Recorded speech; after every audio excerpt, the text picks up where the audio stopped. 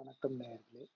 இன்று ஒரு தகவல் இந்த யூடியூப் சேனல் நிகழ்ச்சிக்காக மற்றும் ஒரு புதிய பதிவு. நாங்கள் வருஷம் வந்து தீபத்துக்கு அப்போ முதல்ல வருஷத்துக்கு ஒரு தடவை போய் தீபம் பார்த்துட்டு அப்படியே வந்து கிரிவலம் பார்த்துட்டு வருவோம். ஸோ நான் ஒய்ஃபு பசங்க போவோம். இதை நம்ம வருஷத்துக்கு ஆரம்பித்தேன். அதுக்கப்புறம் என்னன்னு தெரில, சிவன் வந்து என்னை அண்ணாமலையாரனை வந்து அடிக்கடி வர வச்சுட்டாரு. ஸோ இப்போ மந்த்லி ஒன்ஸு எந்த ஒரு பிரச்சனையும் இல்லாமல் நான் போயிட்டு வந்துக்கிட்டே இருக்கேன். ஸோ அதுக்கு உண்டான மெயினாக வந்து என்னன்னா, அவரோட அருள் தான் முக்கியம்னு நான் நினைக்கிறேன். ஸோ நான் எப்படியே நினச்சா கிளம்பி போயிட்டே வருவோம். ஸோ இது வரைக்கும் பார்த்தீங்கன்னா, இப்போது இந்த தடவை நாங்கள் போனதே ரொம்ப அதிசயம். ஏன்னா அடுத்த நாள் தீபம் மகாதீபம் ஏற்றின அடுத்த நாள் நாங்கள் போனோம். கரெக்டாக 5:45க்கு போயிட்டோம். 5:45 போகணும். கரெக்டாக 6 o'clock தீபம் ஏற்றுறாங்க. அதுதான் நீங்கள் இப்போ இந்த வீடியோவில் பார்க்குறீங்க. ஸோ இந்த வீடியோவில் பார்க்கும்போது எங்களுக்கு அவ்வளோ சந்தோஷம். மழை நார்மலாக மழை தெரியும் போது தீபம் தெரியாது, தீபம் தெரிஞ்சால் மழை தெரியாது. இந்த தடவை பார்த்தீங்கன்னா ரொம்ப பர்ஃபெக்டாக எல்லாமே வந்து அற்புதமாக எங்களுக்கு அமைஞ்சதுன்னே சொல்லலாம். ஸோ ரொம்ப அழகாக பார்த்தோம். ஏன் இதை இன்னைக்கு நான் இதை கொடுக்குறேன்னா, இன்னையோட இந்த தீபம் 11 நாள் முடிவடையுது. ஸோ அதனால் வந்து இன்னைக்கு நம்ம இந்த பதிவை போட்டோம்னா மக்களாகிய நீங்கள் அதை பார்த்து பார்க்காதவங்களும் பயன்பெறுவீங்க. இனிமேல் புதுசாக போகிறவங்களுக்கும் இது யூஸ்ஃபுல்லாக இருக்கும். அந்த நம்பிக்கையில் தான் இந்த பதிவை நான் போடுறேன். ஸோ ரொம்ப சந்தோஷம். இது என்னோட 2வது பதிவு. ஸோ எனக்கு என்ன சொல்கிறதுன்னு தெரில. இந்த திருவாசகத்தில் ஒரு ஈட்டென்னே ஆட்கொண்டே சிவபெருமான்னு சொல்லிட்டு வரும். ஸோ அவர் என்னை ஆட்கொண்டுனான்னு தான் சொல்ல முடியும். ஏன்னா இப்படி ஒரு வாய்ப்பு எனக்கு அமையும்னு எதிர்பார்க்கவே இல்லை.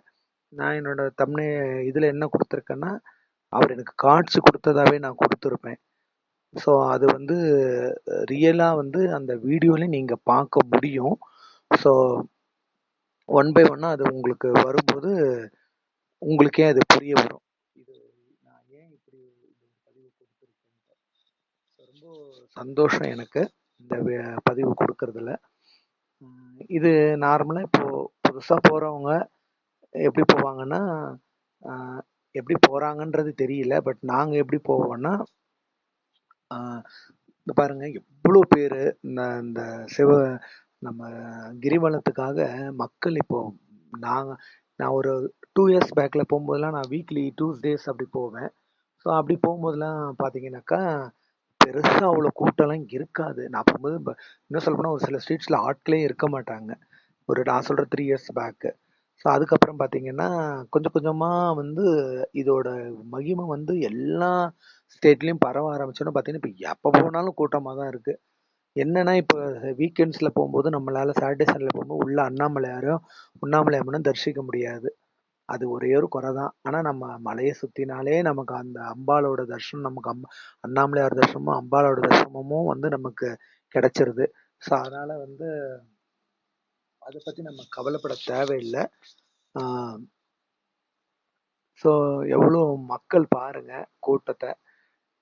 ஸோ அவரோட அனுமதி இல்லாமல் அவரோட இது இல்லாமல் நம்மளால ஒரு இது கூட பண்ண முடியாது. ஸோ நாங்கள் முதல்ல ஆரம்பிக்கிறது வந்து பூதநாராயண பெருமாள் கோயில் ஆரம்பிப்போம். அப்படியே வந்து எல்லா இந்த இந்திரலிங்கம் எல்லாமே பார்ப்போம். ஸோ இப்போ நடுவில் போட்டிருக்க ஃபோட்டோஸ்லாம் அங்கங்கே நான் எடுத்த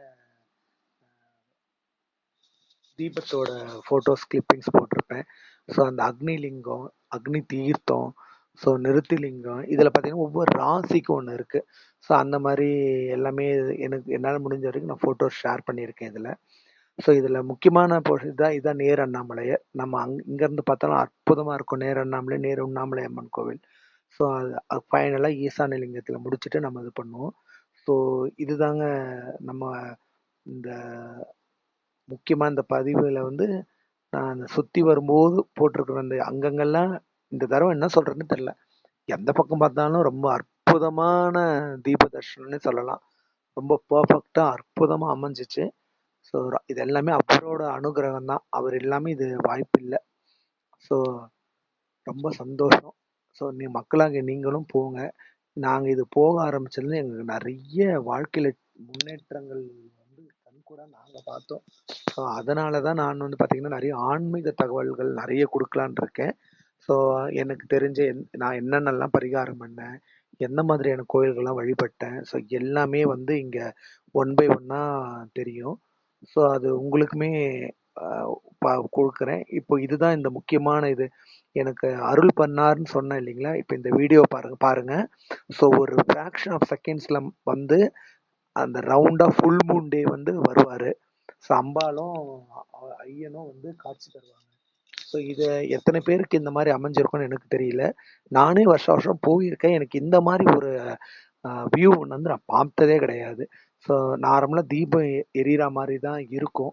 எப்படி நம்ம டிவியில் காட்டுறாங்களா அந்த மாதிரி தான். இந்த தடவை எனக்கு அப்படி ஒரு இது அமைஞ்சிச்சு. ஸோ இது வந்து எல்லாமே அவரோட அனுக்கிரகம் தான். இப்போ அடுத்த வீடியோவில் இப்போ இது வந்து நான் 2வது தடவை எடுத்த வீடியோ. இந்த வீடியோ தான் நான் சொல்லணும்னு நினச்சேன். இது நான் ஃபஸ்ட்டே எடுத்தது. ஸோ இதில் பார்த்தீங்கன்னா ஒரு 5 செகண்ட்ஸ் வந்து அழகா 2 பேருமே வந்துட்டு போயிருப்பாங்க. அம்பாலும் அர்த்தநாதீஸ்வரராக காட்சி பெறுவாங்க. பார்த்துக்கிட்டே இருங்க. ஃபுல் மூன் டே எப்படி ஒரு ஃபுல் ரெட்டிஷ் ரவுண்டாக இருக்கும். நம்ம இந்த தீபம் எவ்வளோ அழகாக காட்சி கொடுக்குதுங்கிறது இப்போ நீங்கள் பாருங்க. இது எனக்கு அவர் காட்சி கொடுத்தாருங்கிறத வந்து இன்னும் என்னால் நம்ப முடியல. ஸோ அதனால தான் இந்த வீடியோ எடுத்து பாருங்க. இப்படி ஒரு காட்சி நீங்கள் எங்கேயாவது பார்த்துருப்பீங்களா? இதை விட வேற என்ன வேணும் நமக்கு?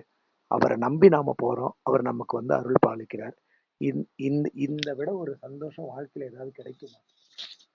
இந்த ஒரு 50 செகண்ட் பார்த்தீங்கன்னா ஒரு 5 to 7 செகண்ட்ஸ் தான் அப்படி காமிப்பாரு. ஸோ ரொம்ப சந்தோஷம்.